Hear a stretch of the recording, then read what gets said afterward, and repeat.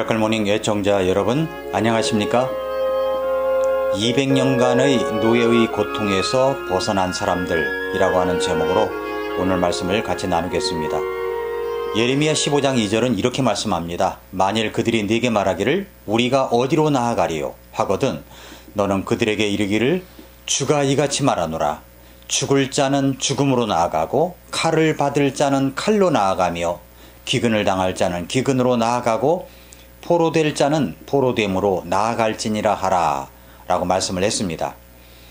이스라엘 백성들을 향한 하나님의 경고, 예레미야를 통한 경고입니다.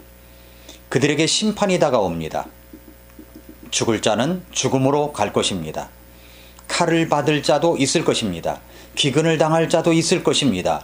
포로될 자도 있을 것입니다. 나라가 심판을 받습니다. 이 구절을 보면 죽음, 칼, 기근, 포로라는 단어가 나옵니다. 이 단어 중에서 어떤 것이 가장 큰 심판이라고 생각하십니까? 죽음입니까? 칼입니까? 기근일까요? 아니면 포로일까요? 이 구절을 보고 탈무드에서 랍비 요하난 벤 자카이는 이렇게 설명합니다. 이 구절에 언급된 심판의 내용은 뒤로 갈수록 강도가 센 것이다. 칼은 죽음보다 비참하다. 바로 죽으면 시신은 훼손되지 않는데 칼에 맞아 죽으면 시신이 훼손되기 때문이다. 기근으로 인한 굶주림은 칼보다 무섭다. 칼의 고통보다 고통이 길기 때문이다.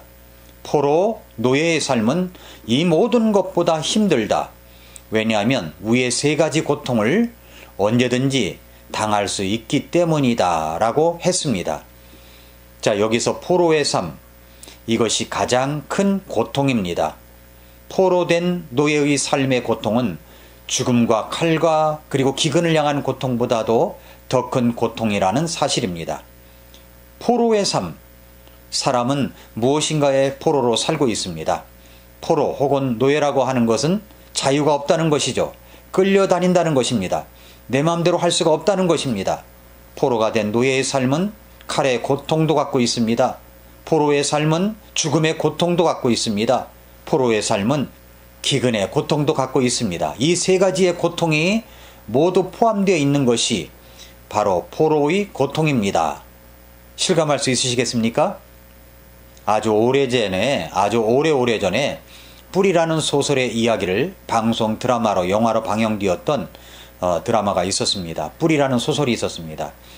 노예의 삶의 이야기를 다룬 것입니다.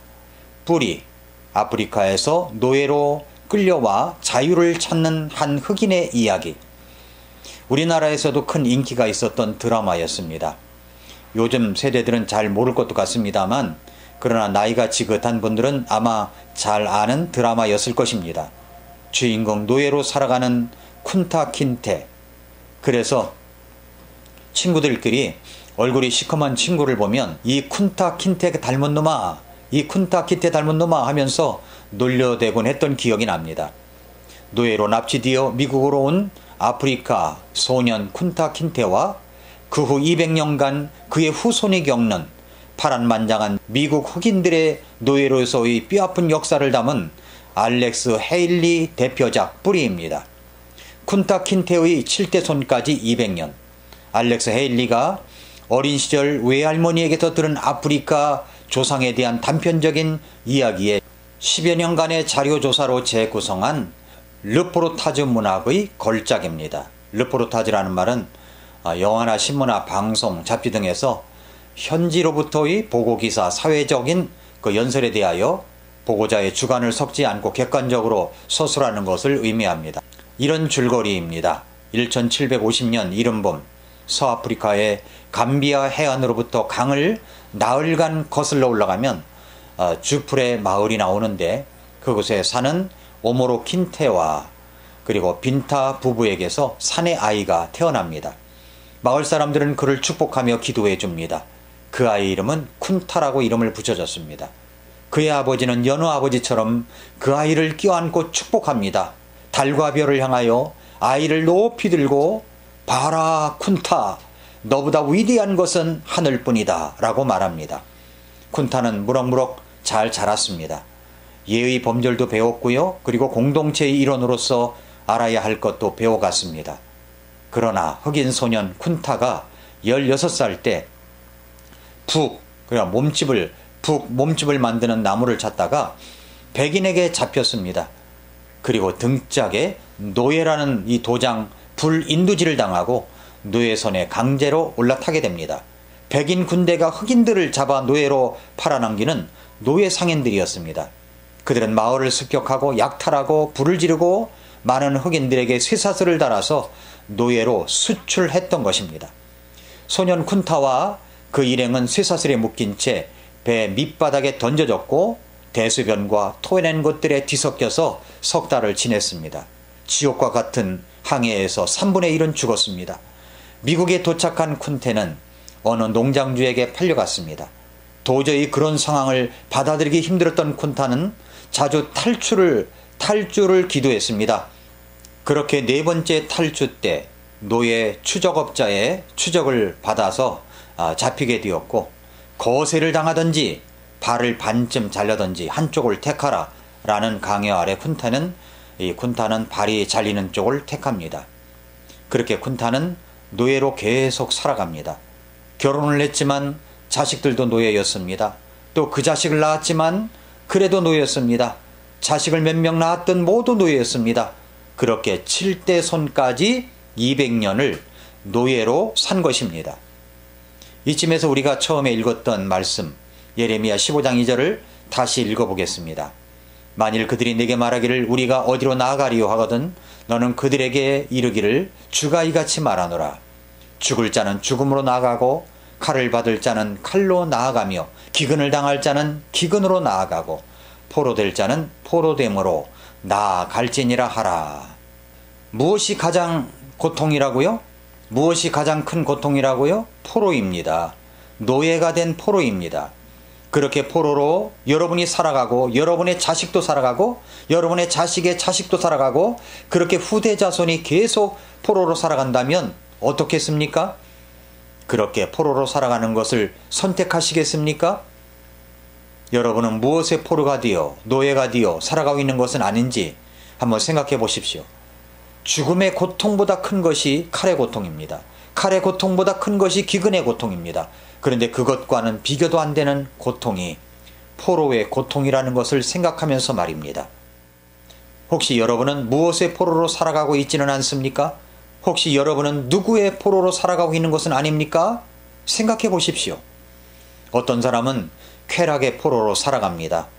그래서 쾌락을 가져오는 것이라면 그것이 도덕적이든 비도덕적이든 상관없이 끌어당깁니다. 그렇다면 여러분은 쾌락의 포로입니다. 어떤 사람은 성적인 쾌락의 포로로 살아갑니다.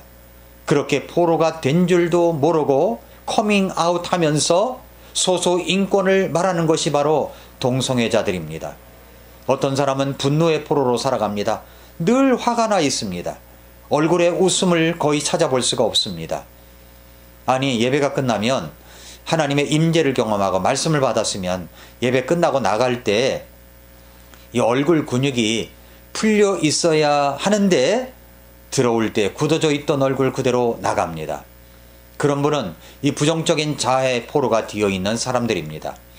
그런데 여러분, 이 모든 것보다 영원히 지속될 수 있는 그런 포로는 바로 죄의 포로입니다. 끊을 수 없는 죄의 쇠사슬에 매여서 살아가는 사람들이 있습니다. 이스라엘 백성들은 이집트에서 노예와 같은 삶을 살았습니다.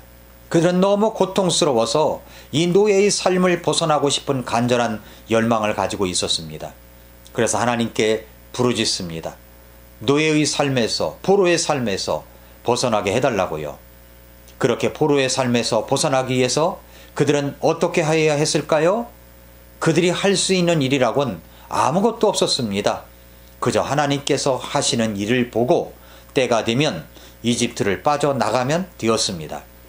자, 이집트에 10가지 재앙이 쏟아집니다. 이스라엘 백성들은 10가지 재앙이 쏟아지는 가운데 어떤 재앙도 그들에게 미치지 못했습니다. 그냥 보고만 있을 뿐이었습니다. 그런데 마지막 재앙, 죽음의 사자가 장자를 죽이는 재앙에서는 그들에게 그 재앙이 미치지 못하게 할 일을 주님께서 말씀하셨습니다.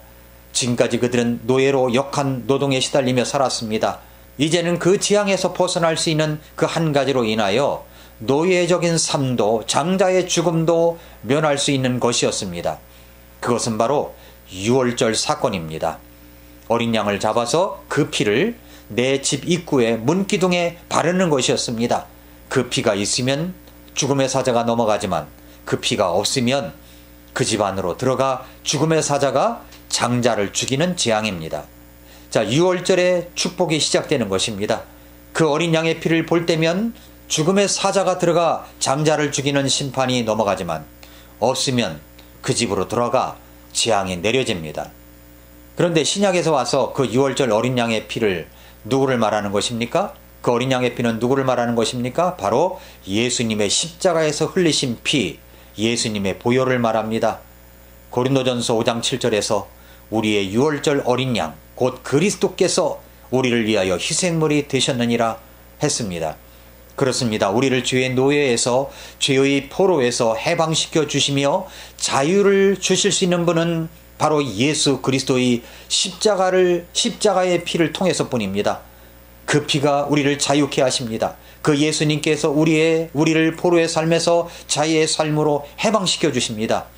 여러분이 그 죄사함의 자유를 갖지 못한다면 여러분은 영원히 죄의 노예로 여러분과 여러분의 자식과 그 자식의 자식과 그 후손 대대로 살아갈 수도 있습니다. 여러분은 죄의 포로에서 해방되어 구원의 자유함을 얻은 적이 분명히 있습니까? 사랑하는 애청자 여러분은 죄의 포로에서 해방되어 예수 그리스도를 여러분의 개인의 구주로 믿고 영접한 적이 분명히 있습니까? 없다면 오늘 그 예수님을 구주로 믿고 영접하시기를 바랍니다. 있다고요? 그런데 왜 자유를 얻지 못한 사람처럼 포로가 되어 끌려다니는 처참한 그런 인생의 모습을 갖고 살아가십니까? 예수 그리스도께서 우리를 위하여 죽으시고 부활하심으로 우리의 모든 죄를 다 용서해 주셨습니다. 그리고 자유를 주셨습니다. 그 사실을 믿으십시오. 갈라디아서 5장 1절에 그리스도께서 우리를 자유케 하시려고 자유를 주셨으니 그러므로 너희는 그 자유 안에 굳게 서고 다시 속박의 몽해를 매지 말라라고 하셨습니다. 그리스도께서 우리에게 자유를 주셨습니다. 그 자유함을 안고 살아가는 애청자 여러분들이 되시기를 축복합니다. 오늘도 미라클 모닝입니다.